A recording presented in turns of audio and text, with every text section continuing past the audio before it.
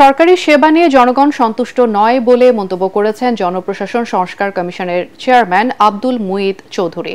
ভূমি ও রেজিস্ট্রি অফিসে সবচেয়ে বেশি দুর্নীতি হয় বলেও জানান তিনি। সচিবালয়ে জনপ্রশাসন সংস্কার কমিটির বৈঠক শেষে তিনি এসব কথা বলেন। বিসিএসে ক্যাডার শব্দ বাদ দেওয়ার সুপারিশ করা ও জেলা প্রশাসক নাম পরিবর্তন হতে পারে বলে জানান জনপ্রশাসন সচিব। দুর্নীতিগ্রস্তদের শীর্ষ পদ থেকে সরিয়ে দেওয়া নিয়ে বৈঠকে এসব আলোচনা হয়। সরকারি চাকরিজীবীরা কোনো রাজনৈতিক বক্তব্য বা কর্মসূচিতে অংশ নিতে পারবে না বলেও জানান তারা। কয়েকটা অফিস সম্পর্কে মানুষের একেবারে নেগেটিভ ধারণা, এগুলো আপনারা জানেন, আমি উল্লেখ করতে চাই না, তবু দু একটা বলতে হয়।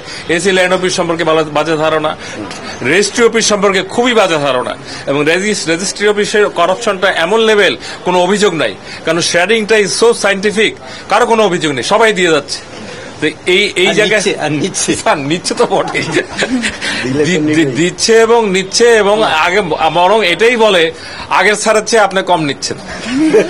এই ধরনের একটা পারসেপশন আমাদের করাপশনকে এটাকে বলে জিয়ে রাখা বলা হয়, জিয়ে রাখছে।